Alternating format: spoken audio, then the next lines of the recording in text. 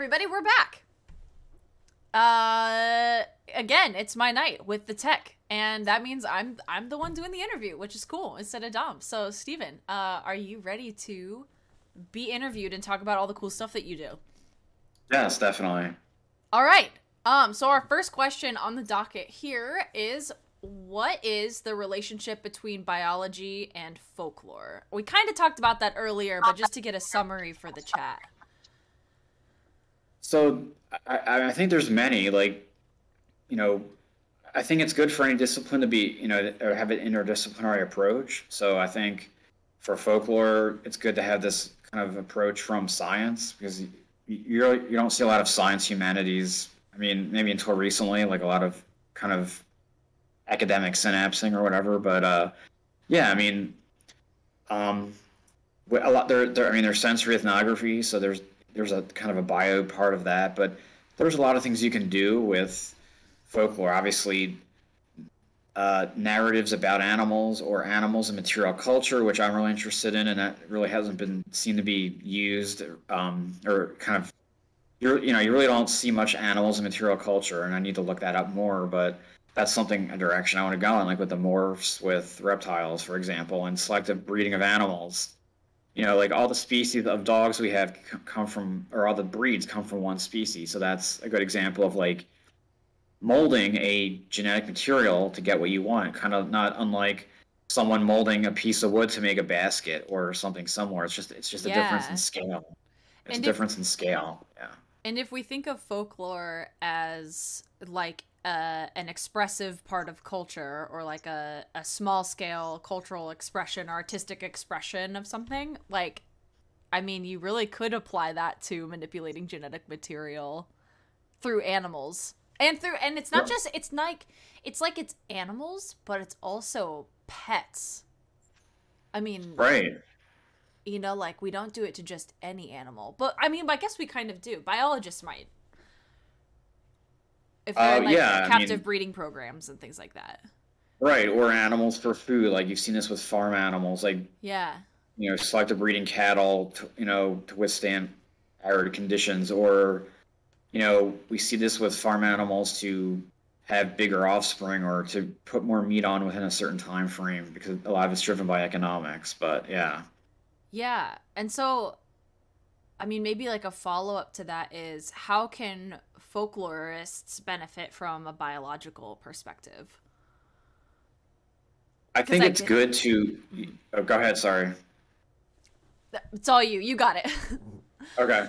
Yeah, I mean, I think it's good to just look at things from different angles. So I think, yeah, I mean, incorporating science and folklore would, because unfortunately a lot of humanities are criticized because they're not quantitative, or they're not, sometimes you see that from people from the hard sciences, and I like to help like dispel that. Like, I mean, folklore is a legitimate discipline, and there's a lot of potential for combining this with different elements in science. So I think it's like a mutualistic relationship where they both benefit from this. So I definitely want to go back to my herpetology meetings that I used to go to, and plug folklore and tell them what it is and what it isn't. Maybe get some interest there, possibly, or because I think the big interest is conservation, because that's the hot topic in a lot of animal, biological disciplines. So you could definitely look at folklore there with public perception, or a lot of folklore is aesthetics, like, oh, this isn't a real pet, like a reptile's not a real pet like a cat is. Why not? Like, where do those attitudes come from? Yeah. So I think a lot of this can, we can use science to extract, a lot of folklore conceptual areas, and also could help in applied research as well. Yeah, I'll look forward to seeing you at the Folklore and Science business section at the American Folklore Society conference, the like newly formed business group. Maybe 2 years old or 3 years old, something like that. Yeah, which is very cool, because I think most people in that group, if they're doing folklore and science and like organic material, they're thinking about climate change and weather. I don't know if there's as many people who are focused on like the relationships between people and animals, or occupational folklore and animals, or something like that, which is really cool, and what you and I are both interested in. Right. Is that the group that Danielle heads? Danielle Christensen or not? Yeah, yes. Yeah. Okay. She's the convener, Right. co-convener right now with Brandon Barker, I think. Okay. Yeah. Oh, right. Yeah, yeah, okay. Yeah. Brandon Barker Yeah. was on my committee too. Yeah. Oh, nice. Is he tough? No comment.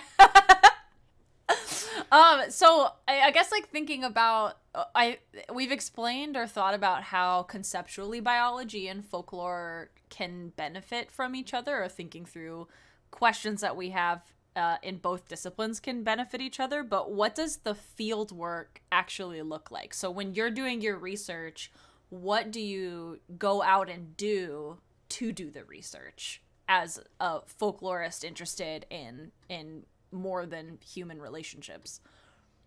Okay, so for my master's degree, I did an ethnographic study of kids doing 4-H animal projects in Lancaster County, Pennsylvania. So, and this is what I did. I used to go to these fairs constantly when I was in Ohio, because that's how I first heard of county fairs. I'm like, this is so cool. I wish I could have done this growing up. So I just went a lot, just observing and like learning things. And one day I realized I could apply this to folklore. Like I saw, it was like the last day of the fair, and it was just by accident. I was there again with one of my friends, and we were at the sheep barn, and like all these girls were like crying because the sheep were literally being loaded on, when they're done showing them, they basically sell them and they get loaded up to be sold for food. And I'm like, I remember thinking this would be an ethnographic project. I never made that connection until then. I'm like, oh, I really need to do this. Like, this is going to be, if I go back to school, this will be like my project. And then, so anyway, I went to a lot of county fairs and just, talk to kids. And some of this was during COVID, so I had to talk on the phone. But this summer I did some stuff. I was able to go back to Ohio to do some follow-up work because I knew those fairs really well, like better than anything. But you gotta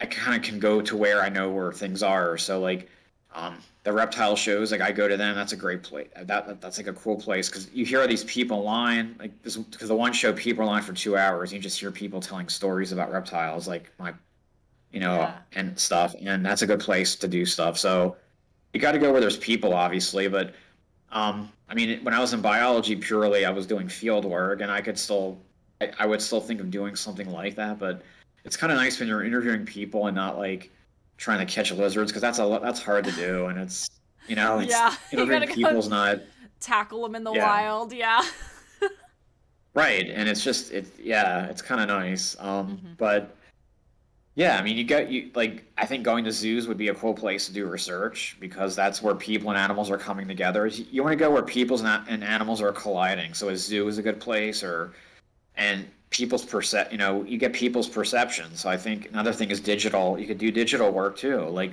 reaction videos. Like that's a good place to see how people maybe see something for the first time and how they're reacting to it. So like, I know you guys did that with Western folklore, right? You did a whole talk about how TikTok could be used. Like there's a lot of potential there for social media to be used for digital ethnography.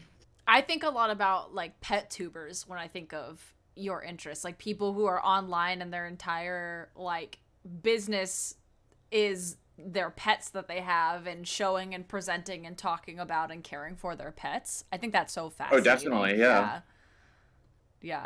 Because like on Facebook, I'm in a bunch of reptile groups, and animal groups are interesting because the reptile groups are brutal to other people. Like if you're new and you put a picture of your cage up, people are gonna like tear you apart. Like, oh, that's not the right substrate. And some people, it's bad because some people are way too like elitist in that regard, and they're too mean. I mean, people make mistakes, and sometimes people are doing things blatantly wrong. But you want to educate people and kind of and help them, but you don't want to just like tear them down like that. And so there's definitely a lot of digital stuff, right? Exactly. I mean, there's like, this one woman has like a Tego, and he has his own like Facebook page, or was it Instagram? It's called Winston the Tego. So that's actually a cool thing that, there's stuff like that. Like you can have like individuals. Right, like they have their own social media. Yeah, that's interesting too that reptiles also get that, because usually you see like dog Instagrams or cat Instagrams or whatever, and or raccoon Instagrams, Dom. Really? We know who we follow. Yes, yeah, so many. There's lots and they're very good. But it's cool that there's like reptile ones too. So I wonder like how you like like how people are projecting personalities, or if it's not a projection, if it's like trying to highlight the personality of the animals that aren't traditionally given personalities. Like mammals are, right? But like reptiles aren't, as we've been kind of alluding to all night. Yeah, I mean, I think, yeah, I mean, you probably need to do ethnographic work to find that out, but I think like people do highlight the animal's profile, like personality itself, and they do have personality. A lot of people don't realize that. Yeah. Like a lot of reptiles are actually very intelligent and they can be affectionate, but there's, um, you know, people can like misinterpret that. Like they buy something and it's too cold and it's not moving and they think it's tame, and no, it's just because it's so cold it can't really. It's not the energy to like move around. Or, you know, it's a common point of criticism. Like a lizard will sit on your chest and they're like, oh, it's because it likes you, or is it because you're the warmest thing in the room? But I've seen videos where the lizard had a warmer place to go and it still went to the person on its own terms. So that's like affection. It's like it's choosing to interact with you like a dog or cat. So that's really interesting. Yeah. Well, I guess this is a great lead into our next question, which is how has your involvement with 4-H impacted your relationship with non-human animals? Thinking It's about definitely these made me relationships, yeah. it's definitely made me see them in a different way, because the 4-H is like there's a lot more going on than what like is on the surface. There's a lot, like the kids are learning a lot of things. They're learning self-sufficiency, number one. So this is interesting because popular conceptions of kids are they lack agency and they're kind of they're passive, objects to be acted on. And in 4-H, that turned the notion on its head. The kids are really doing all the work. I mean, they work harder than some adults I've seen in my life. I mean, it's amazing how much work they do, and it's a way of life for a lot of these rural communities. But they learn how to appreciate the animal, and what's interesting is working with animals can really teach a lot of deeper conceptual issues. Like they're learning about food waste, for example. Like a lot of them say, well, I'd rather eat a pig if I know where it came from. Like if it's homegrown. So that's kind of interesting. And the whole like breed standard, which goes back to the issue of what's called craftsmanship. So it definitely makes me look at animals in a different way as far as how they could be helping a child co-construct childhood in some way, or are they used more as a passive tool in teaching human kind of cultural values? I mean, I don't know if a pig is actively thinking, I need to teach this kid compassion, but nevertheless, children are learning those things from the animal. I mean, they're learning about how to be a human from an animal, which is really interesting to me. Oh, my brain is going wild. But to back up for a second, for those who don't know, could you explain what 4-H is? Right. So 4-H is a national initiative that has been around for a while, and it's kind of connected to state extension services and land grant universities like Penn State or Ohio State or Indiana University.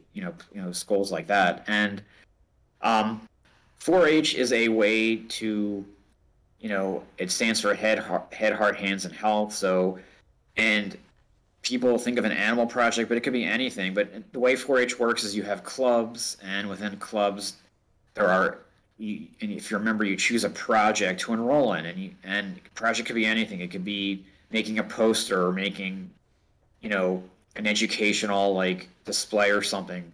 But the most common ones are an animal, where you get an animal in the spring and you raise it and you kind of show it at your local agricultural fair, usually a county fair, and you might win. If you might, for the chance of getting like a ribbon, right, placing. So it's a kind of an organization that is youth oriented, and it's actually international too. It's not just in the U.S.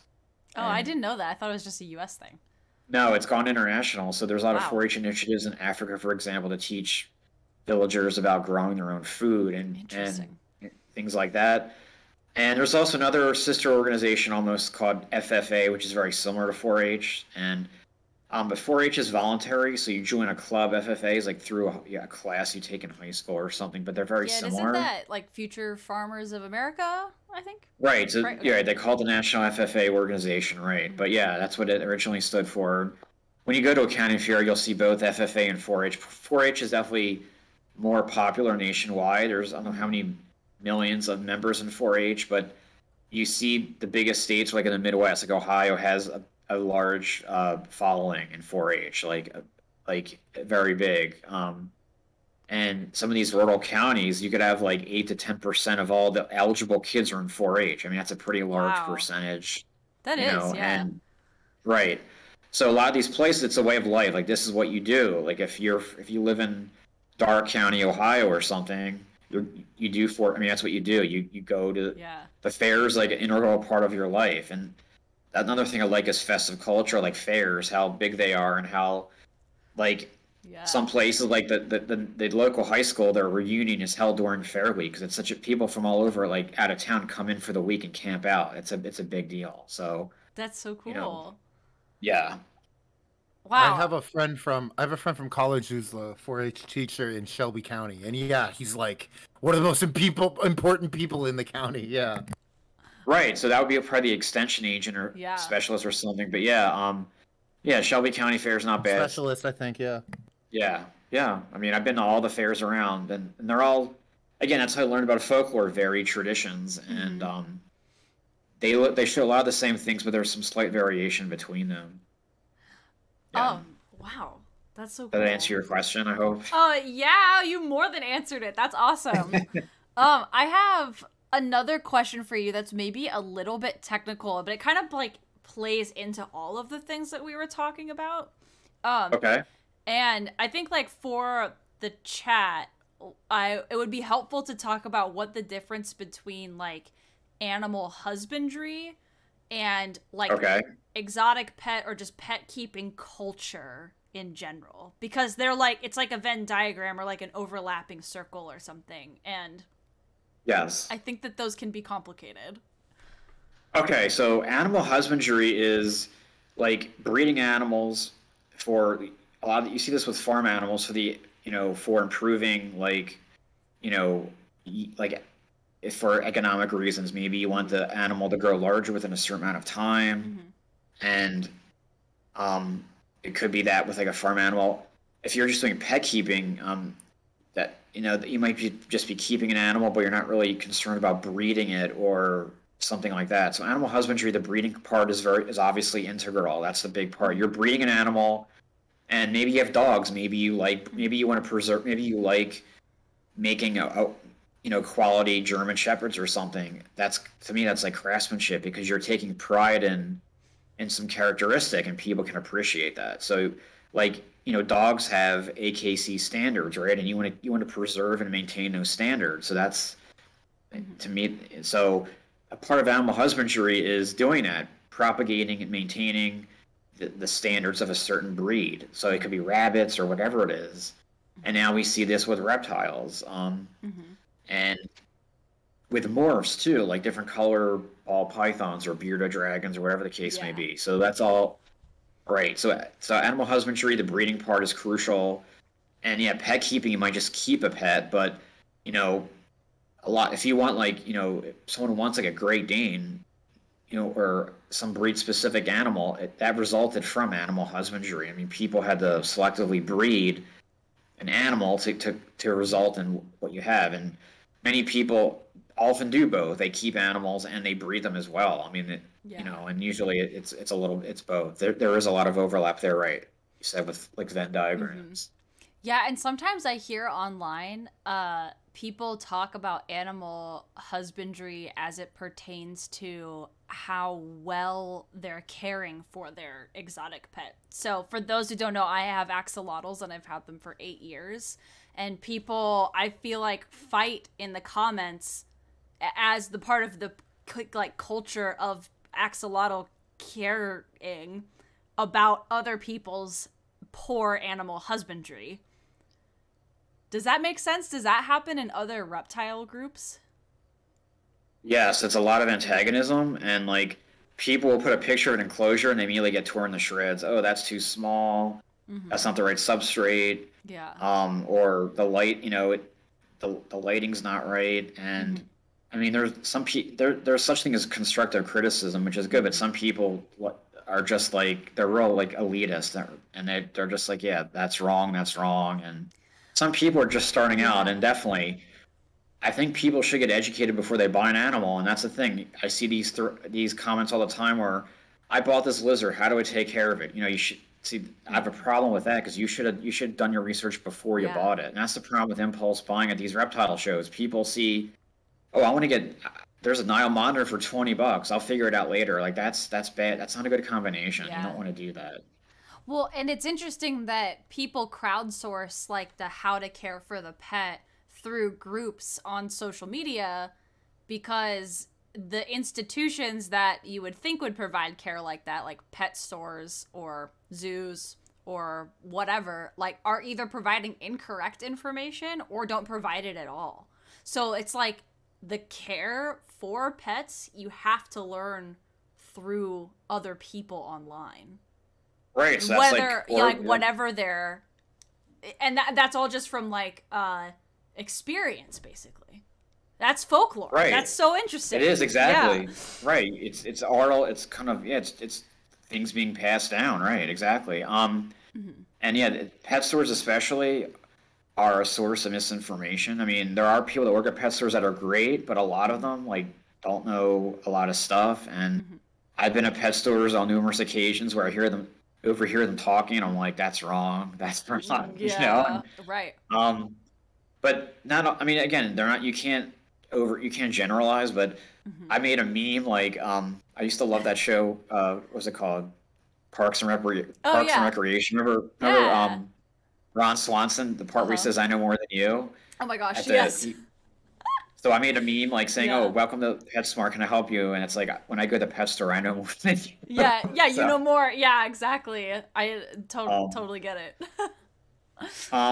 Yeah, so you got to be careful. I'm not saying, I mean, again, there are good people at pet stores, but a lot of times the motivation is, oh, you need to buy this whole setup that's like $200, and there's other ways to do things. And yeah, it's like when you add the power dynamic, it makes it more complicated of them trying to sell you something. Right, and pet stores have definitely changed over time. You have these big impersonal chains now like PetSmart, and there used to be these small mom and pop pet stores which are cool, and you don't really see that much anymore. Like, and everything's kind of been homogenized, which is kind of boring. It's not fun. For sure. Are you ready for some fun questions? Some kind of funsy, silly questions that are going to be quick, rapid fire, and then we'll do an activity. Okay, cool. So herpetology is the branch of zoology that encompasses reptiles and amphibians, right? As we kind of talked about. But how did you become a herptile guy? How did you become interested in this field? That's a good question. So I always liked animals. Like my one older brother, we always had pets growing up, but we never had a reptile. So that part's unique to me. And for some reason, I don't know how I gravitated towards them, but I think we used to go to Florida and they had the little chameleons, and I would like bring stuff home with me, like on the plane. And you would bring chameleons on a plane with you? Oh my gosh. Or gnolls. Yeah. Wow, little gnolls, yeah.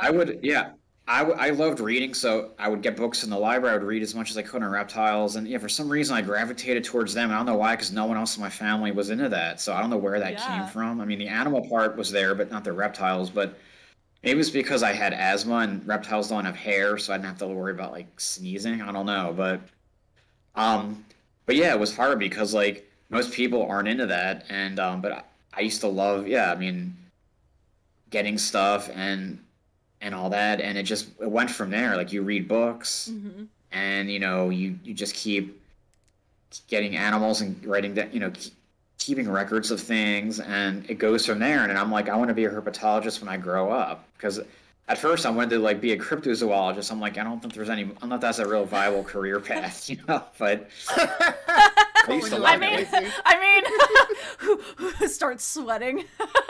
Like, no, I get what you mean, though. Yeah. I used to read on Bigfoot. Yeah, I used to love reading books on Bigfoot and cryptids and stuff. But I'm like, I'm not sure if I can do this for a living. But I have Yeah, like a whole I have a whole take. We should talk sometime about that too, because it's interesting that biologists or that like scientists wouldn't be inclined to fields of interest that are trying to find new information out about the world. I don't know. Anyway.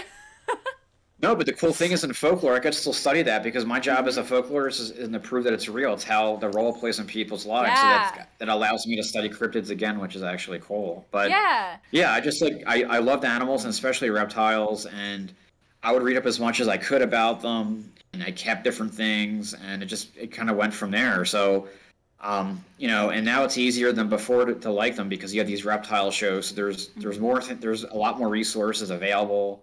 It's less stigmatized, so it's easy to find information now. And now you can look things up and get a lot of information that way. So yeah, I mean, I definitely liked it ever since I was a kid, and I guess I never really grew up in that regard because I still like that stuff. Yeah. What's it like being a Tegu parent?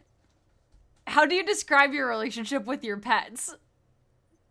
Yeah, I mean, pets are interesting. Like, they definitely have different personalities, and they do behave differently if you give them more room. That's the thing. So I'm trying to get bigger enclosures for animals, and so yeah, I mean, they definitely, you need to work with animals too, because otherwise, you know, you can really see their personalities come out if you work with them more. And the big thing is they have to trust you. That's the goal. That's like the principle of taming an animal, is gaining their trust. Oh, let me back up for a second for the people who thought I just sneezed at the beginning of that question. You have two Tegu lizards, right? Right. For a more simplistic term, correct? Yes. Do you have other, like, what kind of pets do you have right now? I have a couple tree frogs, some salamanders, I have turtles, I have snakes, I have lizards, I have a lot of stuff. Oh my gosh. Yeah. I don't think I knew that you had that many pets. That's so cool. I have a lot of stuff, yeah. Wow. And my favorite they're called spiny tail iguanas. They're like a miniature iguana. They don't get as big as a green iguana, but they're really cool. And yeah, that would probably like my favorite. Iguanas are definitely more chilled out than Tegus are actually very tough because they're like a 2-year-old. They get into everything, and yeah. Iguanas will just sit there more, and they have more manners than a Tegu has. Tegus just knock stuff over, you know. And yeah. So. Are any of them available for a camera appearance? They don't have to be. They don't need to be disturbed, but. Well, no, I mean, if I was home, I would, but I'm at Penn State's library. So. I forgot about that. Oh, dang. Okay, well, you'll have to send us some pictures and we can post about them for you, because that's super cool. Yes, definitely. Yeah, that's awesome. Yeah, we'll drop that in the Insta story, some pictures. Yeah, definitely, because that is very cool. You have a whole menagerie. I do, yeah. You maybe said this earlier very quickly, but I want to know if you know the 4-H pledge by heart still, and if so, can you perform it? It's like I pledge my head to clear thinking, and something about leadership, and something about helping my community, like the state, the country, and the world. I don't know it all, but that's a little part of it. But yeah, if you were a member, you would definitely have to know it. Okay, yeah. Death Lorist. We talked about this earlier with Death Lorist, and maybe if she wants to get in here to perform it for us, she can. Yeah. No pressure. Cool. Okay. If you want to hear a cool band I just heard of, they're called Eskimo Callboy. It's the weirdest band I've ever heard of. They're so funny. Their videos, what? You gotta look them up. Okay.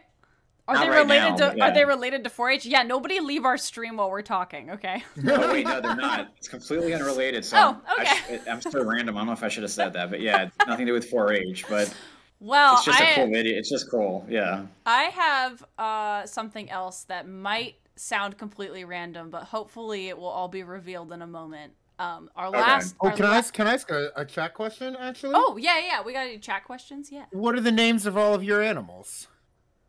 Yeah, that's a tough one because there's so many. I have I have an iguana named Trevor, one named Floyd. I have one named Blue. I have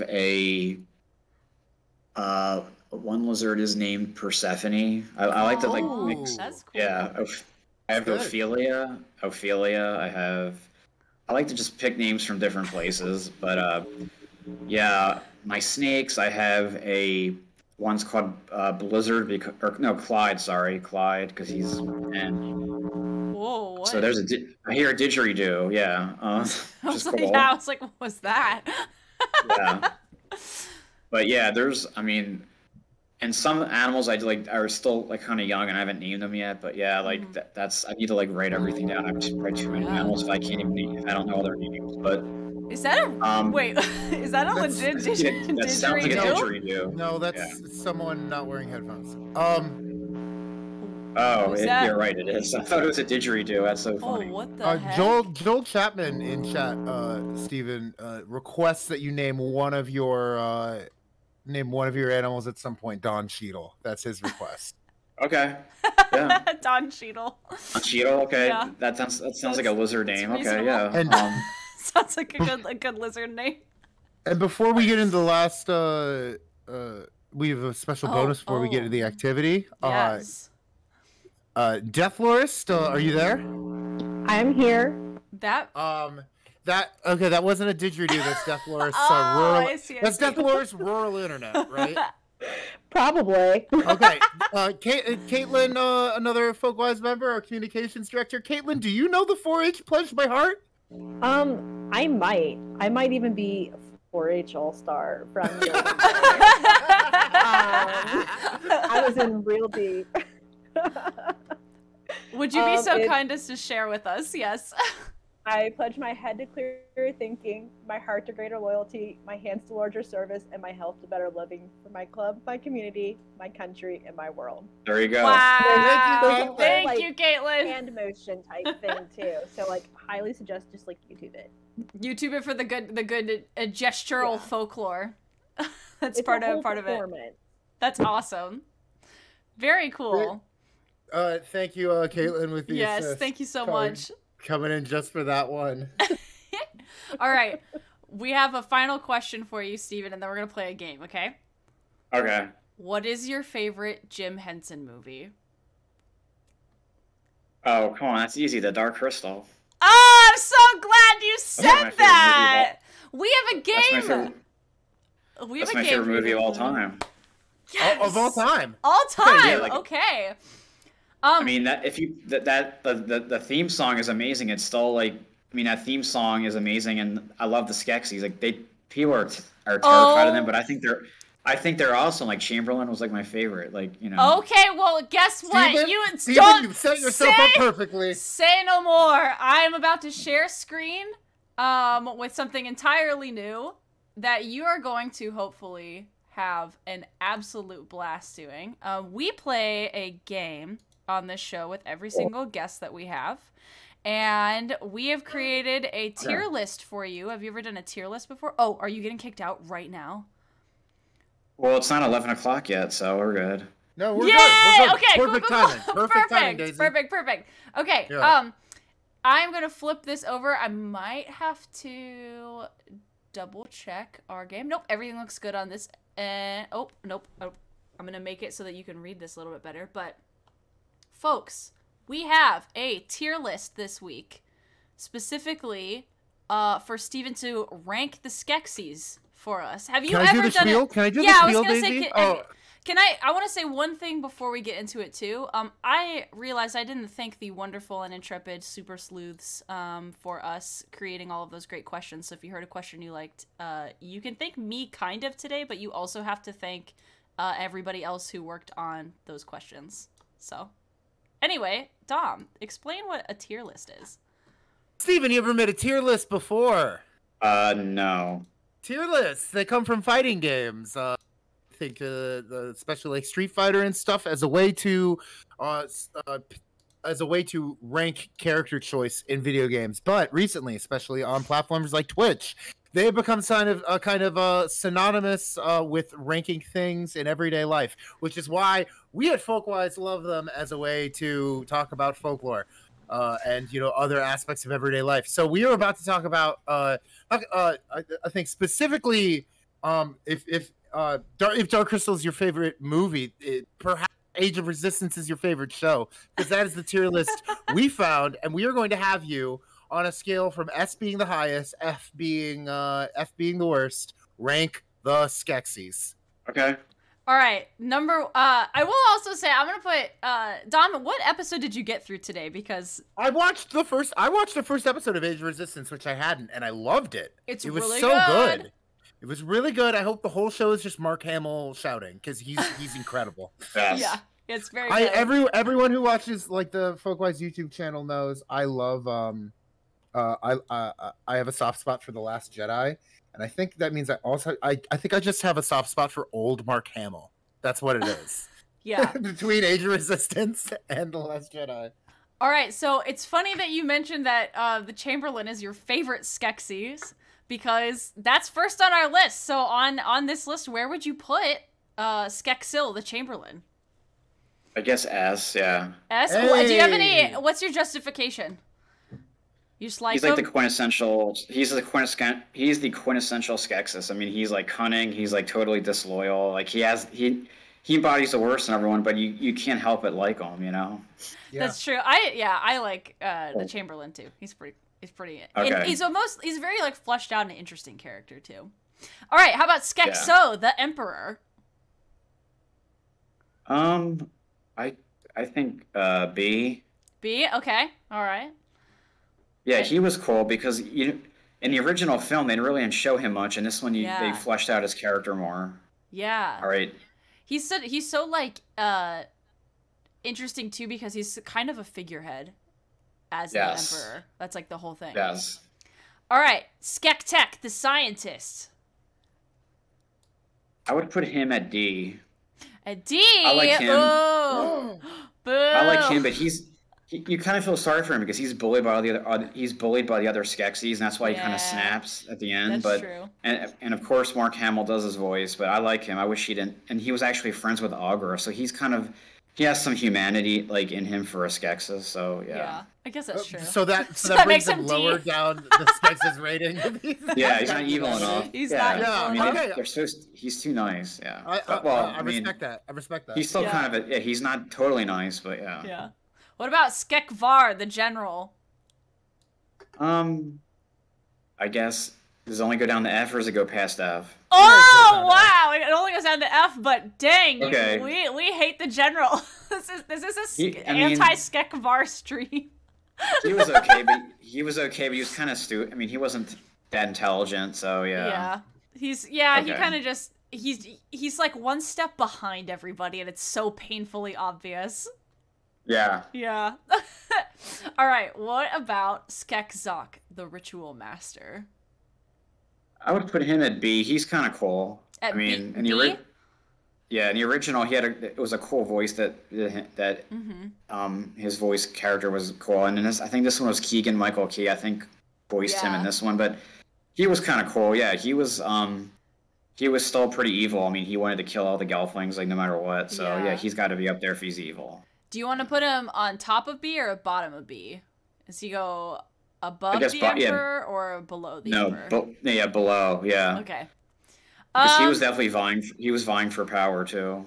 Oh yeah, definitely. How about Skeklok? That one was kind of lame, so F. Oh! Above the general or below the general? Below. Same. I didn't want to influence you. But this is awesome. I fucking hate the Collector. I hate Skeklok. And she's like nasty and blowing snot bubbles the whole time. It's nastiness. That was disgusting. Yeah, so it's like, oh my god, it was so nasty. Oh my gosh. All right, Skekra, the heretic. I liked him. He was cool. I'll put him at A. I liked him. He was. This one. It's okay. I went out of order. But it's fine. This is the heretic. Yeah. You're putting him at A? Yeah, heretic was. Yeah, I liked him because he was kind of like a neutral. He was almost good for Skeksis, but I liked him. He was cool though. Yeah. Because he lived with the Mystics, so they kind of they would live together. Yeah. I think the heretic might be my S tier, but that's good. A tier is good. Yeah. Skek Ayak, the Gormand. Oh, that guy was lame too. He didn't. He's an F. Yeah. An F? All right. Where are you putting? Which level are you putting him in? Between, above, or below? I guess above.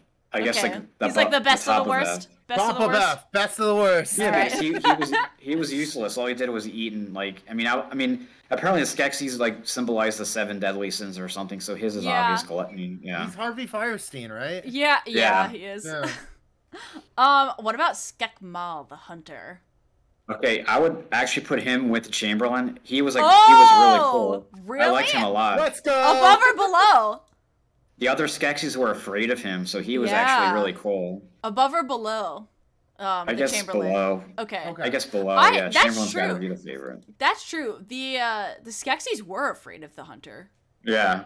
I liked how fast he moved, and like one of the coolest puppets for sure, because so agile and like I don't know. I was like, I don't want that thing to come to my room at night. Spooky. Right. All right. What about Skek the ornamentalist? Okay, that another lame one. That's gonna be an F. Another. Yeah, that All one. right. I mean, Which order? I love your valley-shaped tier list you're making. All right. Yeah. Which bottom of F? Which spot in between? I guess the third Third. one. All right. Switch Yeah, with Skek. we still gotta get Skeklock at the bottom, please. Yeah. And yeah, he would be like, okay, he's gonna be a D, the last one, the scribe, the our bookkeeper. scroll keeper. Yeah, Skek-Ock. Yeah, he's kind of. He's a D. Yeah, he's kind of lame, but you know he manipulates records to trick the other Skeksi, so he's kind of evil, but he does have a little bit of a purpose. So yeah, Above or below Skektek? below definitely. Below. Okay. Wow, folks, here we have it. The official Stephen Lochetto official Dark Crystal Skeksis tier list here on a scale from the Chamberlain to Skeklock. This is the official ranking. Quite a valley, yes, you've created. Yeah. James Dalton Bell in chat says, "This is great. I've never seen the Dark Crystal, but I like how Steven isn't afraid to put characters in low tiers." Yeah. All right. And it looks all right. It looks I like gotta you're go. getting kicked out. Perfect Gotta timing! go. Steven, thank you so much for being on the show today. It was awesome to Okay. have you. Yeah, thank you very much. I appreciate it. I like to come back sometime if I can. Yeah, absolutely. We'll work something out. And again, thanks to the Slews for coming up with some of these great questions. And I'm glad that you got featured on the show. We will see you Yeah, around. awesome. Yep, I'll see you at AFS. See you, Yeah. Steven. See you at AFS. Thanks. Bye. Yeah, see you, Dom. It was nice meeting you. Yeah, I'll see you guys See you later. too. See Yep. ya.